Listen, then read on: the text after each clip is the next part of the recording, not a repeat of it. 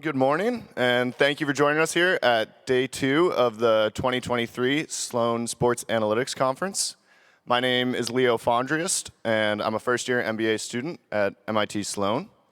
And it is my pleasure to introduce our opening panel this morning, Sharpening Your Edges, the role of analytics in sports betting and fantasy sports. Our panelists today are Dejan Mikovsky, VP of Data Analytics, FanDuel, Andre Snellings, Senior Writer, ESPN, Megan Chaika, Founder and CEO of Stathletes, and Grant Cloud, Senior Director of Data Strategy, PrizePicks. Our panel will be moderated by Lisa Kearney of FanDuel. Our panel will run for about 45 minutes, followed by 10 minutes of Q&A. Please submit your questions via Twitter using the hashtag bettinganalytics. Those questions will be submitted, and then we'll filter them through to Lisa, and she will select questions to ask the panelists. And with that, I'll turn it over to Lisa. Well done, Leo. Thanks for getting us started here this morning. Good morning. I know it's early. Thank you for being here. There's no better way to start your Saturday, by the way, than advanced data, statistical strategies, analytics. Let's get fired up. Hope you all had your coffee. I'm thrilled to be here. And as I started to think about our conversation here and where to take this, I keep going back to that cat and mouse game that we talked about that's playing out in front of us between sports betting companies and bettors, and how both are pushing and continuing to push each other to become more and more statistically sophisticated. Now, as we know, not every single bettor out there is leveraging those advanced analytics and those tools, but we are seeing that the common consumer does have more and more access to that data, to the analytical tools than ever before. So what we're going to dive into here is the modeling that goes into setting these lines with a particular focus on risk assessment. I know we'll get into that, and as well as management. And then also we're going to lean into the real-time decision-making that goes into those lines. We're talking about live sports. We're talking about live odds. We're talking about player prop parlays. We're talking about same-game parlays and live same-game parlays that FanDuel rolled out the NFL season this year. We're going to talk a bit more about that. So excited to be here. Thank you again for being here. And as Leo mentioned, we'll take about 45 minutes to get through the conversation. As questions arise, please go ahead and hit up Twitter using that hashtag, so we'll get to your questions at the end. So let's open it up. Let's kick this thing off. And I think because we each come at this conversation from such different perspectives, I think it's best to just kind of give you an open floor to say who you are and how what you do impacts our industry. So Dejan, you want to start us off? Yeah, my name is Dejan Mikovsky, Vice President of Data Analytics at FanDuel. And so my team works on the analytics side, the data science side, and the data product side. Just making sure that we have all the right information, all the right data in-house, right? Supporting our risk and trading team, supporting what lines we make, how we go to marketing, how do we commercialize our products. So the more information that you can get, the better you can do it at any models that you have, any type of statistical models that you have, or any outputs that you have. Mm-hmm. All right, I'm Andre Snellings, Senior Writer at ESPN. But my background, I'm a PhD in biomedical engineering from Georgia Tech, University of Michigan, and I was a brain researcher. I used to do brain experiments. But a lot of what I worked with dealt with mathematical models and data analysis. And so when I converted into doing sports analysis, I started off by applying those kind of numerical methods to fantasy sports, and that was my entry into ESPN. And as it turns out, I had just got to ESPN when the Supreme Court case came through that made sports gambling potentially legal in America. And they spoke to me and said, hey, you have numbers.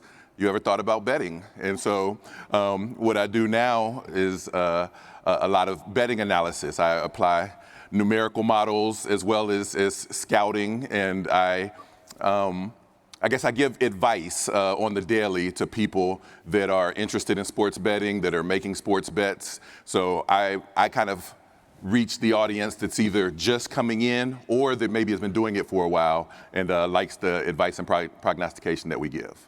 Andre, that's a really awesome background. I didn't know that. Amazing. And I come from a bit of a different background too. much like probably a lot of people in the room, started Stathletes in graduate school and was going through a very specialized finance degree. And of course I graduated in 2008, right? The worst time ever to graduate. And they were like, oh, sorry, you have now no jobs. So figure it out yourself. And that's kind of why I became an entrepreneur, is if there's not something for me, then making a company, doing pitches, whatever is sort of my path. And we actually won a pitch in Louisville, Kentucky, where there's supposedly no hockey arenas anywhere around there. But they said, yeah, NFL loves data. Why doesn't, the NHL and hockey have more? And that was 15 years ago. So, going through graduate school, building a company that's very data focused. We always thought we'd be more data API, just delivered at that level, and realized that there's a lot of products that are needed and different touches and media and betting and digital. And I think the landscape in general has changed a lot from, watching linear TV to now engaging with data and all these products and FanDuel as well. So service a lot of different types of clients. FanDuel, do some spots on TSN every week for FanDuel. It's really exciting, incorporating stats, but also bringing in the bettor too. So it's not the sportsbook is competing with them, but empowering them to get more excited about what they're doing and the game, and follow stars. And especially for hockey, we don't really promote those stars. So data is one way to tell better stories about them and to understand the game better. So, I come at it from a bit of a different angle, but I feel we all use data in unique ways to interface with betting. Mm-hmm. Awesome introduction, Megan, and I'll do my best to follow up the intros that you guys just had. But my name is Grant Cloud, guys, and I'm currently the Senior Director of Data Strategy at PrizePicks. For those who aren't familiar, PrizePicks is daily fantasy sports made simple. We're focused on building the easiest, most fun, and exciting daily fantasy sports viewing experience. In 2022, we served nearly 1 million Americans in over 30 US states and a majority of Canada. My current day-to-day, I'm overseeing our data engineering team, sourcing all of the data that we're leveraging throughout the business, our business intelligence team, which works with our stakeholders to solve business problems and realize that value from the data we collect, and our data science team, which everyone loves to talk to. They make some really fun predictive models, and that's where you see a lot of the player projections that appear in our app. So let's get our money's worth having these brilliant panelists here, right? Let's dig in. Because as I mentioned, that cat and mouse game and pushing each other, because the sports betting companies and the bettors, they have both have access really to data, tools, strategies, all these different things. So, and Grant, I'll just come back to you. Where are you seeing that both are finding that edge? Where are they gravitating towards? That's a good question, Lisa. I think a lot of the sharps who are trying to find edges are really looking in new game types and looking at the innovation that's coming into the industry. I think when you look at a lot of the different operators in both fantasy sports and sports betting, you're seeing a lot of new markets, new game types, and new formats that have never been tried before. That creates a great user experience and member experience for new members who are coming into the space. It's really innovative and exciting. On the flip side, that's a new opportunity for a sharp player to find an edge. And I think the operators have to be really, really cognizant of that and cautious when they're trying to launch new features and products. We'll get into that a bit more, and maybe we should just go there. So when you look at the risk that comes with these new products, how much are you taking a step back before saying, okay, public, have at it? Well, I mean, it has to be quick, right? Because people have real-time betting. As the game changes, the bets change, and our risk and trading team are cognizant of that, right? So if you're in a game, right? If there's a football game and Patrick Mahomes has an ankle sprain, the line changes, but that line has to change immediately, right? And they talked about it yesterday about the latency of data and how fast data gets in, because if it doesn't get in fast enough, how many bets are you taking between his ankle sprain and when the line actually changes, right? And that's a liability for you. And so we monitor those liabilities constantly of saying, where's the exposure coming in? And how fast can you update your products? How fast can you update your lines? Because all of that's gonna have first off, it's a bad user experience. It's always gonna start with the customer, right? And if you're trying to make a bet and the line doesn't change when you think it's supposed to change, right? It's a terrible experience. But secondly, from a business perspective, again, you get exposed, right? And so for us, it's about how quick can you get that information in? How fast can you get the information in? And how fast can you turn around your models and then update your apps? Andre, where are we seeing the two learn from each other?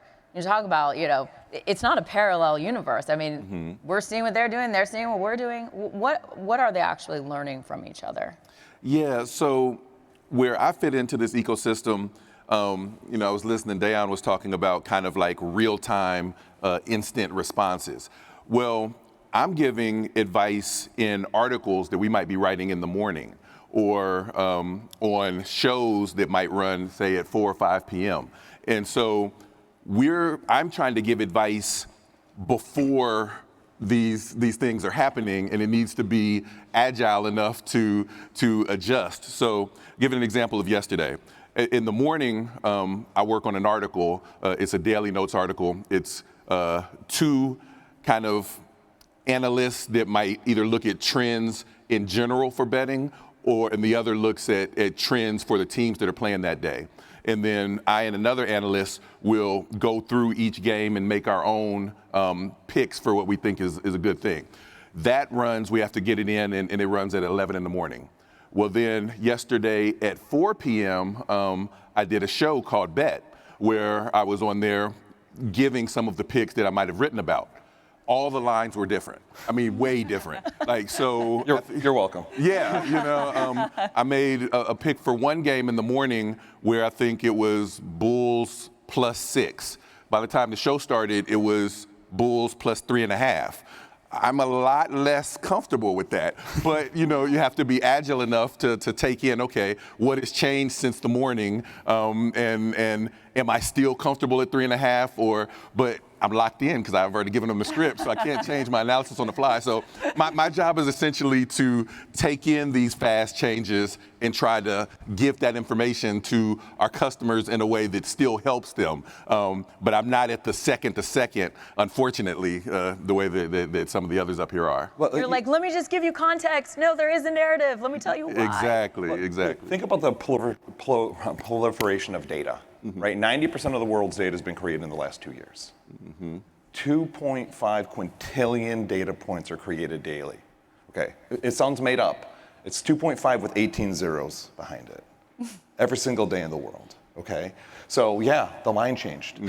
Something happened. It could have been someone on the Bulls, again, sprained their ankle. It could have been someone got sick, right? And you have to source as much information as possible. And we're talking sourcing data. We look at betting patterns. We look at historical games, right? We look at how do these teams play against each other. Are they at home? Are they not at home? And you're looking at other things, right? You're also looking at social media sites. Yeah. I'm not saying it's part of our models, but we're aware, right? And it's the vast amounts of data that comes in, and it's about how fast can you sort through it. And then how fast can you take something and actually do something with it, right? And that's where it can be challenging in maybe Andre's world where he has like a deadline to meet and then a show in the afternoon. But then in the middle, you also have to be aware of everything else that's happening, right? Because the bettors are aware. Because like you said, we have sharps out there. They know. They know what's happening, and they're going to make a bet. They're going to post it on Twitter, or they're going to post it on some distro, and then their followers, and all of a sudden, that's when the bets change. Yeah, and that's right. One bettor can come in and move at half a point. That's right. So that's a great segue because Megan, I want to get to you and you talk about the momentum of the industry and just how fast it's scaling and rapidly growing. How has that changed from a data collection standpoint, the type of data that you're sourcing? Definitely, like the data, the breadth of data is amazing to see now in the industry, but also like having those insights and being very focused about what matters, what doesn't matter, what's predictive, what's more descriptive, and how to weave those assumptions, and whether it's a variable change or an injury, knowing what sort of triggers that movement so that you can speak intelligently, whether you're giving content or you're just trying to make modeling in the background to understand your own risk, I think. That matters to be focused, have really smart people. The great thing with the boom in sports betting is I feel like we're dragging people over from traditional tech spaces. So the talent is incredible. They're well skilled to begin with in analytics. So shipping them to sports betting, it's just, same technical skills, a little bit of a different market, a little bit of a different job. But in general, I feel like they're not missing a beat. And in many cases, I think that they're making the industry just really savvy and cool. And the sharps competing against these books now has a really fun dynamic where I think responsiveness, like you're saying, does win. So if your sports book, if your content is reflecting any sort of shift, you look like you're in the know, right? And you're helping, the industry and whatever sport you're covering progress. So I think it helps like hockey in general too progress, be more exciting. It's a dynamic game to begin with, so add in another extra layer of some of these prop bets, and I think there's just an explosion in the amount that we can accomplish and what's already been accomplished in 2 years? Like, it hasn't been very long that, even in Ontario, I've been like, yeah, a year and a half, I guess we can bet. So I can't even wait to see what we do in the next 5 years. Yeah, well, let me push on that for a second, just more broadly. The scale and the pace. Do you think it has helped propel forward the technology and the investment that you're seeing, being supported financially is really important to be able to say, like, I can give this to you, like, help me help you. So Absolutely. You say yes. It's capital, it's talent, it's like that long-term plan that now people are really investing in these markets. And I think before, when Ontario wasn't legalized, hockey really wasn't on people's radar. But it is a big market. Canada's a big market. It's our #1 sport. So all of a sudden it changes dynamics where people are looking at that as like a 10, 15-year investment versus, quick wins in different sports. Obviously, NFL and fantasy has always been huge, but there's a ton of competition there. So it's nice to see like these other markets, sports turn their attention on as like new ground to gain. Dan, you wanted to follow up? Yeah, and you think about like what you're sourcing. And yesterday, Jonathan and Amy were talking about third parties, right? Is there room, is there opportunity in the space for someone in this audience, an MIT student, to come in with a new product? Absolutely. Because 5 years ago, do we have wind in one of our models? Hey, the wind's a factor in football, right? The conditions are a factor. What data source is that? Are you spinning up that data source, right? Can we ingest it? Is it real time, right? And you have to think about all of the new ways that factor into the outcome of a sporting event. And if you can get as much of that information as possible, right? Like, we want it. We want to use it. We want to use it in our models. We'll test it and use it. But think about hockey. But in the question where it permeated from was all of the new sources of data, right? Because it's not only about in-house your first-party data, because you have to marry it with so much third-party data to make it relevant.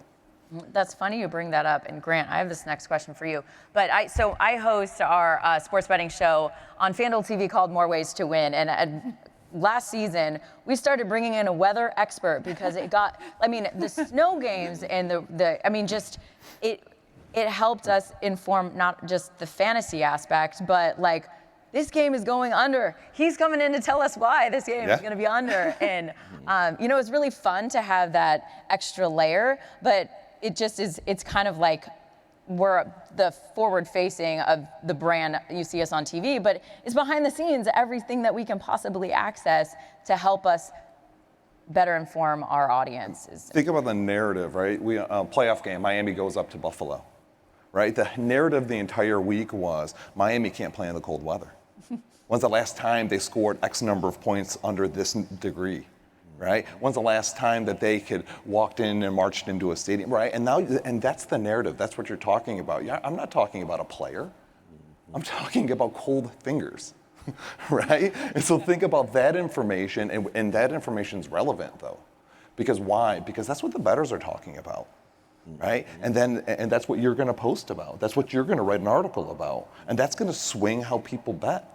And we have to be aware of that as an operator, because we want to make a better experience, the best experience possible. If I'm not incorporating as much data as I possibly can into your experience, I'm just not doing justice by my users. Yeah, and the articles are, so I mentioned just the daily timeline. You have an article in the morning and a show in the evening, but if the game is at night and something changes in the meantime, or the weather changes, if we're talking about football, then we're on social media. I remember for one of the football games, one of the editors emailed or sent a Slack blast to all of us, like, hey, weather says this is changing. It got there at like 6 o'clock, and we were all, 6:03. All right, yes, no, now we're thinking this as opposed to that. And so, you have to be agile, and you have to be ready to take in the data and disseminate it as quickly as possible. That's the good stuff, the behind the scenes where everybody's like, oh my gosh, freaking out. Grant, I got to ask you, so with the availability of all the advanced data and the sophisticated software, and has the general public, with in regards to betting. Has that been helpful to them in their success with sports betting, or has it actually been a bit detrimental because you can have the tools, but if you don't know how to use them, then you won't realize that success? Are you seeing that when you look at the numbers? Absolutely. We have definitely seen a huge increase in just data literacy and an understanding over the past couple of years. And I think it's a big testament to everybody who's really educating members out there who are trying to play fantasy sports and sports bet. And you're starting to see it become very, very mainstream in a lot of places. You see PFF numbers on ESPN broadcast now. I scroll through my Twitter, people are constantly posting new lines, what's changing, what's updating. So I really do think it's becoming just a common part of conversation to be able to talk intelligently about the data and the numbers that are powering the game. And we've seen that within our product. We have specifically added various data points in places for our members to very easily see how is this player performing, how is LeBron James performing over their last 5 games. They want to feel educated when they're making their entries and playing our game. And we've actually seen that when we put those numbers in front of our members, they respond very, very well, and they increase their engagement with the app. So we think that's very, very important. And it used to just be, I mean, we keep talking sharp bettors, people who are very good at betting, right? But it used to just be people, those sharp bettors would be the ones using analytics, using statistics, right? But it's not anymore. Now it's the casual bettor. Almost every other conversation I have with somebody when we're talking about a sporting event, they're like, oh, they're favored by, right? And that just might be my neighbor who, again, isn't a statistician, isn't a big bettor, but that's just where the conversation is, right? And that's where the education, like I said, the proliferation of data, right? And allowing people to consume data, because we're putting it everywhere now, right? Again, almost every broadcast has a line. It's showing you the line. I mean, it didn't used to be on ESPN, but again, you can now see the line on the tickers, right? We're progressing very quickly. Yeah, your neighbor's out taking the garbage out, dropping some historical ATS on you for the Lions over the past decade. I love it. Asking me for some insider trading, but I don't give it to me. Well, all of us sports fans, specifically basketball fans, I played basketball in college. Andre, we just got through the NBA trade deadline. A lot happened, but Boston Celtics are still the favorite. I think plus 280 right now. But I'm curious, because those lines shift so quickly, and you're like, the teams haven't even played together yet. So I think, the general public is like, how do you come to this? What analysis goes into setting those lines and seeing them change so quickly? Absolutely. So I do a lot of work with ESPN Analytics, and we have a set of tools that we use. Our basketball power index that looks at team quality. So you mentioned the trade deadline. The way that BPI is built, it's built from the player up. And so if a team trades, say, Michael Bridges, Jay Crowder, and Cameron Johnson for Kevin Durant, who's thought of as the best, arguably the best player in the NBA when he's healthy, we have tools, say real plus minus is one of the tools we use to evaluate player impact. And we can say, okay, KD is a huge name, but how much does his presence on the court correlate with changes in his team scoring margin? And the same for the lesser known players going the other way. And so even though KD was the big, like splashy, sexy trade this year, according to the analytics anyway, and even maybe my eye test as well, the Suns may not have gotten as much better as we think they did. And they gave up a lot of value because Michael Bridges, and even though he wasn't playing this year, Jay Crowder, were 2 of the best defensive forwards in the NBA last season. And now they have to make that up. And you don't necessarily see that in the box scores. And so we have to be able to use those tools and let people know this is what we believe this team will look like when it gets out on the court together. And yes, don't just look at Kevin Durant's name and say, well, the Suns are going to, whatever the line is, I'm going over because I know the Suns are going to. No, these teams are going to have to learn to play together, and they gave up some value to get what they brought in. And so those are things that the average fan or the customer needs to be paying attention to before they put their hard-earned money down, as one of my colleagues likes to say. Well, I hope you bought low on Devin Booker, because now he's wide open.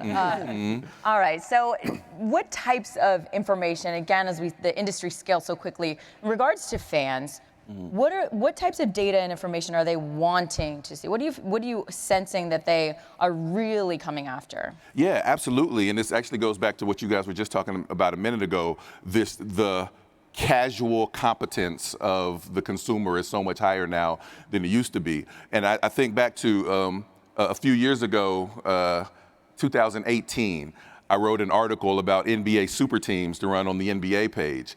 And I talked about how Nikola Jokic was a megastar, but he wasn't winning MVPs yet. He wasn't even a household name yet. And my Twitter notifications were on fire with people like, Nikola Jokic, he's not as good as Joel Embiid and all these other players. And I was using, plus minus and other analytics approaches to make my case. Nerd, your pocket protector, but then nowadays, my Twitter mentions are the other way. If I say that Giannis Antetokounmpo is the best player in the NBA, they're like, you obviously don't pay attention to, the advanced stats that let you know that Jokic is really the best player in the NBA. So to answer your question, I feel like the casual competence has gotten so much higher that now the consumer wants that edge. They want to be at the far extreme. They want to know what's the next thing that's coming. I went on a show the other day and mentioned real plus minus, and I had people, getting at me on Twitter like, well, why do you use real plus minus? Is it just because that's a product that ESPN generates, or is it really the best? How does it compare with some of the other metrics out there? And so it's not good enough now to just have what used to be advanced. Now you have to really be at the far edge to really give the customers what they want. Yeah, that social community is a special space there. Oh yeah. Megan, same question for you, because you're seeing it as well in day to day. Yes, and I mean, it's a very sneaky way to learn or self-learn, stats 101. I feel like everyone now that's, into sports and is betting or is like interacting, they're great. They understand like regression models and all sorts of like techniques that, you would think, okay, I learned this in third, fourth year university. And just someone that is like, oh no, I took an arts degree, but like this is my passion now. And they're, that's their full-time job, just like betting and doing sportsbook stuff on their own and making these models. So it's really cool to have like sophisticated people that engage in that space that sometimes, their day job isn't as an engineer or, doing something completely different than sports, but this is like their passion and what they like to, log on to Twitter for, right? So I think that interaction makes the space that much better, and, having that baseline just elevated every year. You see like more sophistication, and ESPN now has hockey, so it's amazing to see like these advanced metrics, whether it's expected goals, so what should the score be for like the quality of play, quality of shots, versus just turning on the TV and thinking, okay, my team's getting blown out 3-0. But if it's the Boston Bruins, they're number one right now for odds for winning the Stanley Cup, made a couple great trades. They might come back on any given night. And if you know that they're, playing well, maybe you'll tune in instead of just flick it off. So it's really cool to see like the change of how analytics can help with more engagement, but also like the understanding of it is just way deeper than when I was here, 10 years ago at this conference. And I feel like that's really attributable to a lot of the sports data being open source and accessible. I think that's a great way to onboard a lot of people into the industry. I know that's how I personally got into the industry, just reading on Twitter and going out and pulling these data sets ourselves. As that bar continues to raise, a rising tide raises all ships. I really think the data literacy going up is really, really important. And you're going to see more and more conversations happening. What we've seen now that our members are more data literate is that they're engaging with each other, engaging with Andre and Twitter. They've all got their group messages and they say, I know I've got an edge tonight, guys. We all got to get in on it together. And now they feel like they have an edge and they're having fun socially and enjoying with their friends. So I think that network effect and people really searching out for more information, trying to find out who's doing what and sharing that knowledge is really powerful. And you're right, because there is an educational component to all of this. We've talked so much about the savvy bettor, the sharps, the guys that this is a profession for these men and women that are out there doing this. But FanDuel, we're live and legal in 18, almost 19 next week, 19 states. Close.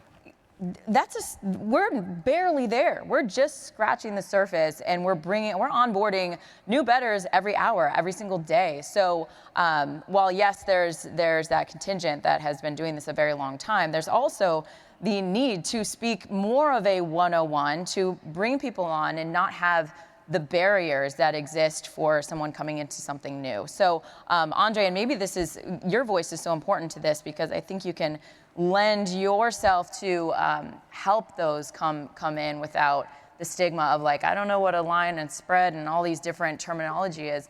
How do you kind of like, I guess, how do you kind of walk that line without dumbing it down too much, but bringing everybody along together? Yeah, a lot of it is storytelling and how you get your point across. You know, you mentioned that you finished in 2008, which was the worst time to finish.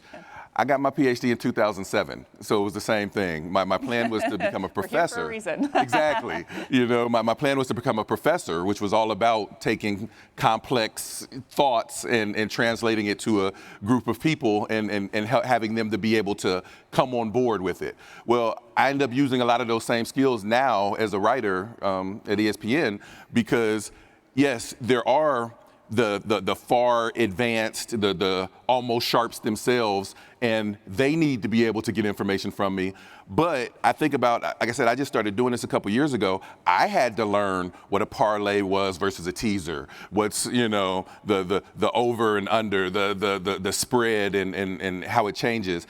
And just the basics like that are things that some of our customers, the leading edge of people that are just getting into it, they have to be able to understand this as well. So I'll have to write an article where I'll get into a conclusion that I got maybe from an analytics approach, and I'll touch on what tool I use to get there, but I have to casually toss in there that, you know, real plus minus is a way of scoring how a player's presence on the court correlates with their team's scoring margin.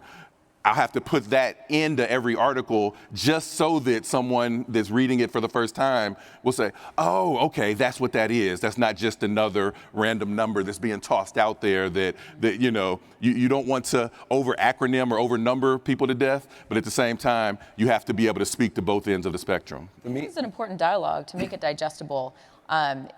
What else do you have to add to that? Yeah, I was going to just add on top of what Andre's saying. The media is such a huge factor now, right? Like I said, Andre, he's writing articles. You know, we have a partnership with Pat McAfee. I mean, he puts bets out there, and he's like, everyone make this bet, right? We have partnerships with Kenny Smith and Charles Barkley, right? And they, again, and Amy talked about this yesterday, right? They'll say on air and say, here's the bet that you want to make, right? And so even if you don't know what a same game parlay is, right? You're going to search it real quick, and you're going to find out very fast. So it's about accessibility, because the media is advancing how people are even thinking about betting, right? And they're I don't want to say pushing betting, but they're making it more accessible, the information more accessible, and then it allows people to do more research. And like you said, there's a lot of information out there, but you can reach that information pretty quickly, so you can educate yourself pretty fast. It's that social betting. That's just fun if you want to start getting into it. Like, sure, open up the app. Charles Barkley told me to bet this. Yeah. Why not? It's Chuck. Yeah. Mm-hmm. I think you hit on a great point, Dayon. And one thing we've been really cognizant of in our game is how we can make it as simple and easy as possible. So we've seen a lot of success in presenting our members just the player projections and letting them take more or less on that. It's a very casual conversation. It's easy to point to LeBron James and say, he's going to play great tonight. I know he's going to be on fire. He's going more. So just having that simple, easy way to get into fantasy sports has helped educate members and make them go even further. And now they're playing and they want to learn more and more. So that's been successful for us. I mentioned when we started this that FanDuel, this past NFL season, we launched the live same game parlays. Dayon is like, that's been my life for the last 9 months. So that's been successful for us. But I'm curious to know, and Grant, I'll start with you from your perspective, what are the new and more popular betting formats that you're seeing? Absolutely, Lisa. I think the coolest frontier right now that's happening in the fantasy sports space specifically is the proliferation of the in-game markets. You're starting to see more and more operators really condense the duration of some of these markets. You can get in and out a lot quicker. You can play more and more entries and lineups every single night as these things settle faster. So I think those are really, really challenging. As you decrease the duration, you're opening yourselves up to a lot more risk and variance, and you've got to be very cautious of those edges, but it's something that the members have made very, very clear that they want, they're excited about it. It's awesome being able to hop into an NBA game and play just the first quarter.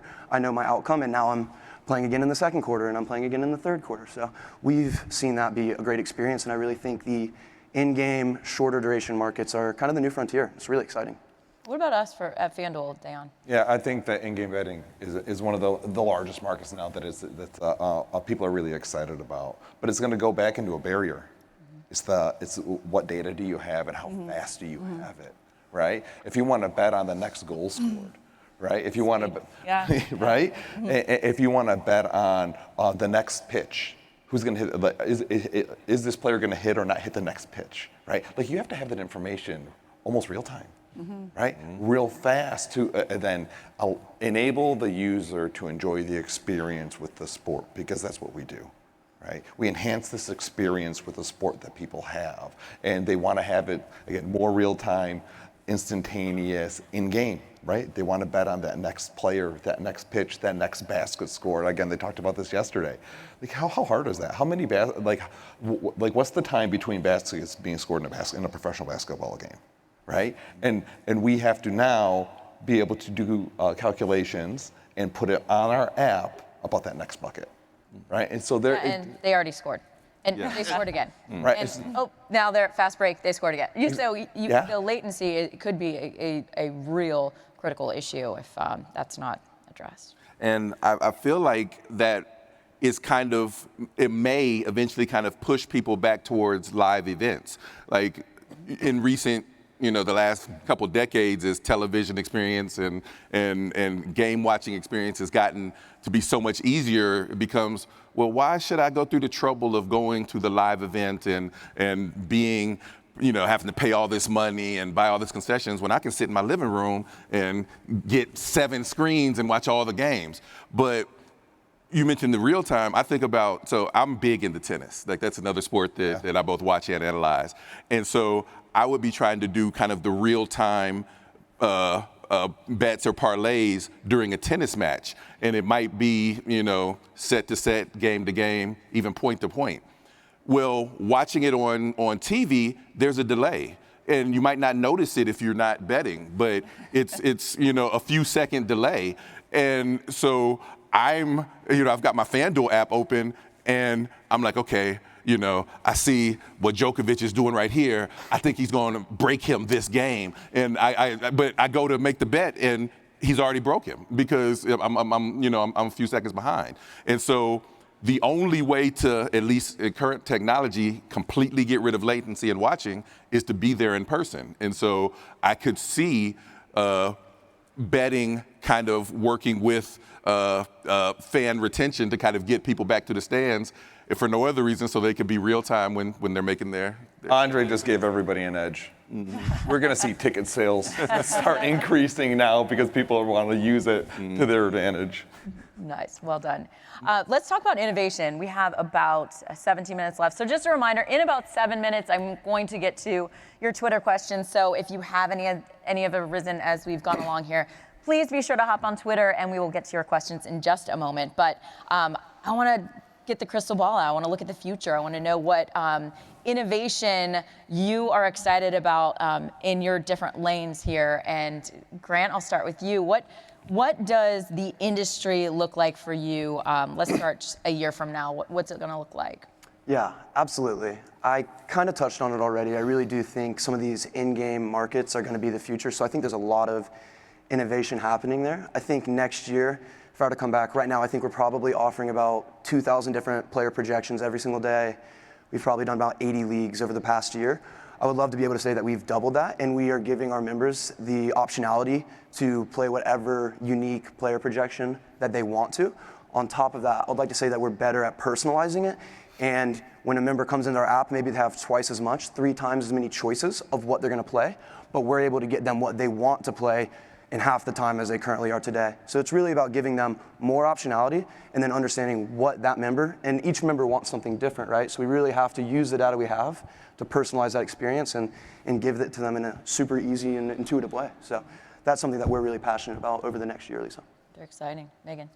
Yeah, I think it's definitely making that more engaging content that has like that frictionless experience. So when we're talking about like even learning how to bet, you know, I travel around the world and there's so many countries that this is just a normal thing. Like in Australia, they're like, what do you mean you can't bet on that? You know, it's like a pigeon flying or something. I'm like, how is that even like a market? But they've just always had betting for so long. And I feel like as we mature, just creating more social, more digital, connecting it to that data where you can have advanced models, you can understand, you know, your team, follow along with players much better. And it's not just like sports betting and sports or media in like silos, but it's just this like entire experience, whether you are in the arena or we have better technology to have that real time. So now you don't have to be, you know, you can watch and engage and understand and follow along much better with like 10 teams instead of just your one favorite one. So I think it's, you know, condensing some of these experiences. I know like the rise of, you know, TikTok and all of these other like very, you know, 30-second sort of ingestible nuggets.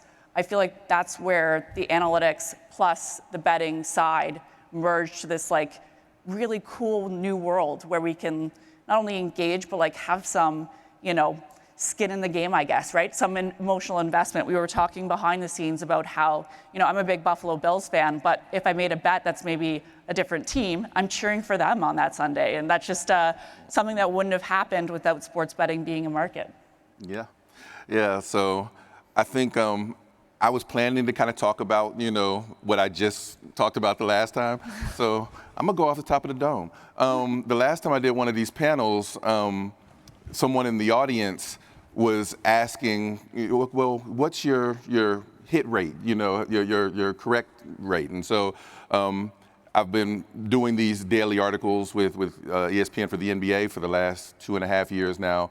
Just started the football in the fall. And so I think at the time I was around 58, 59% on my NBA picks, and football was new, so it was a smaller sample size, but at that time I was up around 2/3.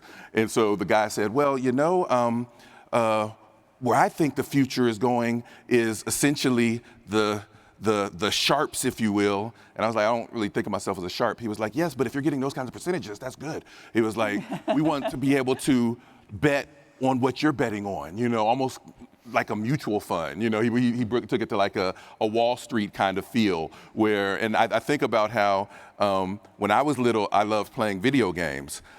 With my kids come along, they love watching other people play video games on YouTube, you know, and it's kind of a similar concept of the consumer, especially those we talked about that maybe aren't as feeling like they're as savvy just yet, you know, like instead of jumping straight in themselves, they say, okay, well, we'll watch what an expert is doing and follow along that way and have that as maybe a bridge to bringing more people into either the sport or the industry. Dr. Disrespect has made his name on just playing the game and people watching him play the game, and he comments on it. I'm gonna piggyback a little bit about what Andre and Megan just said, which is the social aspect of it, and being part of a global betting company at Flutter. Right, we have sister companies all over the world, and our Australian-based company, Sportsbet, they have a social aspect to their betting platform, right, where you can bet with your friends, right. And that's, I think, one way that we're seeing the maturity in other markets then get brought back into the United States. And how are we exploring that? How can you get the more socialized? So I think the video game analogy is perfect. Like I used to play by myself. Now everyone has a headset on and is playing with 10 of their friends. Well, right now I bet by myself. But maybe I do want to bet with a lot of my friends. For me, I would say a second thing, it's about engagement with the sport, something I'm passionate about, which is sports betting is about how do you engage with the sport in which you love, right? Like you're watching Djokovic play, right? And you're engaging with the sport in a different way by making bets on that sport. So how do we advance how you engage with the sport, right? What's the content like within the app? Now, I mean, again, this is you have to peel away all the legalities and licensing, but imagine like on the app if there's a different way for you to view the sport. Right, that integrates sport betting into it, that integrates lines into it, that integrates any information that you want about your player, about your sport, about your team, right at your fingertips. Again, Jonathan said yesterday, augmented reality, or you could hold the phone up. And all of a sudden, we're watching Kevin Durant run up and down the court, and the line of him scoring this many points is changing in real time. Now, I don't see a world where everyone's just holding their phone up, right? But you can take that principle and bring it back and say, how can we develop something that is a little bit more disruptive? Maybe not that disruptive, but a little bit more disruptive of just, again, enhancing the user experience, because that's what betting is, right? It's your experience with the game. So how do we bring that closer to you? I love that you said that, in going back to the social betting and talking about pulling that from the CEO, Barney Evans there, who's done a fantastic job in Australia in bringing that concept here, because we love fantasy football. We have our leagues we go back to with the same people every year, our friends, our family. How do we bring that social aspect and that community to a sports betting landscape that makes sense and is user-friendly? So hopefully our crystal ball sees that, and that'll come to pass. Thank you for these great questions. There really are so many good ones. So we're going to get right to them. Hopefully we can get to most of them. But let's start here. How much do you consider social media sentiment and sports reporters when setting your lines, especially given the fact that these things will influence how the public bets? Who wants to take that one? Grant, you're laughing. That's a good question. In a good way. Like, yeah, you're onto something. No, it's a great question. I think people would be surprised how active the operators are on social media. Just scraping that data and understanding it, and really, really just trying to understand what the members are thinking and how are they approaching the game and what are they looking at, trying to put ourselves in their shoes and their perspective and get into that mindset. So absolutely, Twitter, Discord, Instagram, it's everywhere. I mean, everything has content on sports now, and we're definitely following that and thinking about tying that into the other processes and systems that we have. It's another great data point. We want to leverage that and make sure we're capturing that value.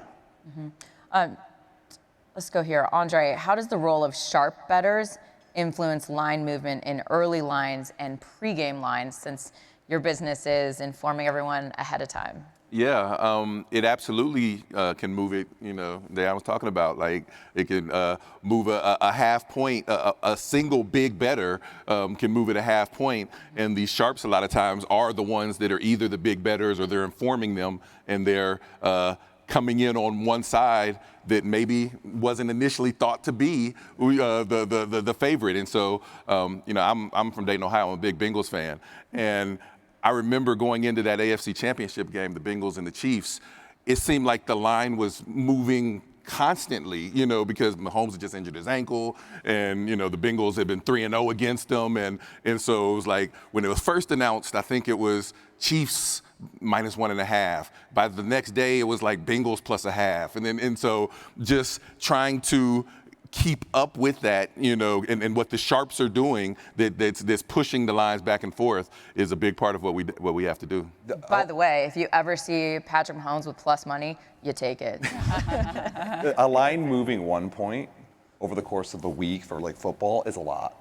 A line moving 3 points over the course of the week without, and maybe there is a significant injury, but we've seen it, right? We've seen lines move quite a bit without an injury, without something happening in the game. That's the bettors, right? That's the better. And again, 3 points is a ton. Okay, another one for you, Dayon. What does your team use to shift lines in such real time? People in arenas, live feeds, and then I'll follow up with a hockey question for you. So our risk and trading team set our lines, and it's about probabilistic modeling. Right, you're always going to do the probability of an outcome coming out, and then which one is the most likely to happen, right? And so the information that we get, again, we monitor. I mean, do we scrape Twitter? I mean, we're aware. Am I going to say that it's in our models? I mean, it's hard to model something like that, right? So you're going to take what you do core, but you're aware of what happens, right? And then our traders, they'll adjust.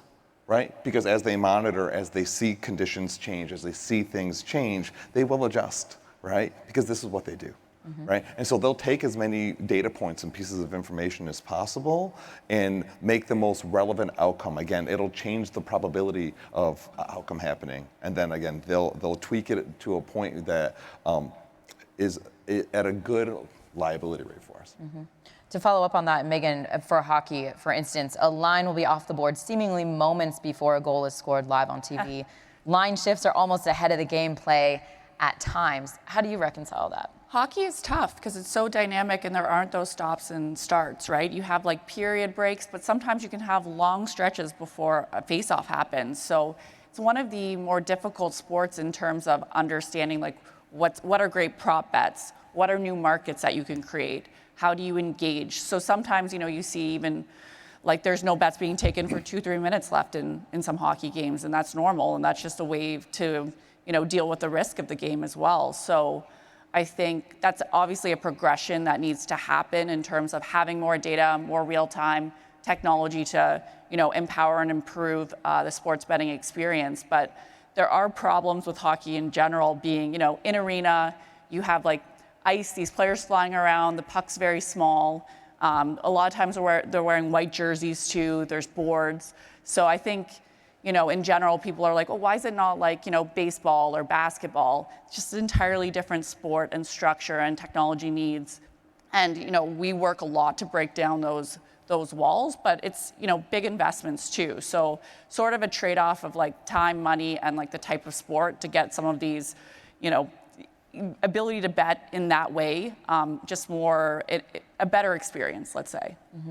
All right, Grant and Dayon, this one is for you. When a sportsbook's model seems to differ from the sharps on a particular game, how often do books, quote, take a stand and swallow risk on an outcome because they have confidence in their numbers?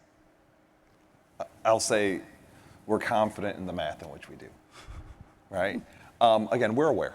We're aware where the bets go. We're aware what people are doing in the marketplace. Again, is it the first thing that we look at? Well, no. Like we have data sets, we have data feeds, and our models are.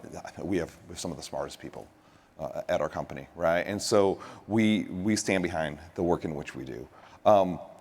Could it shift? Again, because if a sharp makes a bet, and all of a sudden more money's one way versus the other, and then more people start betting that way because, again, in a Discord, we have to make some shifts, right? We might have to make some shifts, but I wouldn't say that it's like a variable that we're putting right into our models. We're just aware of it. Mm-hmm.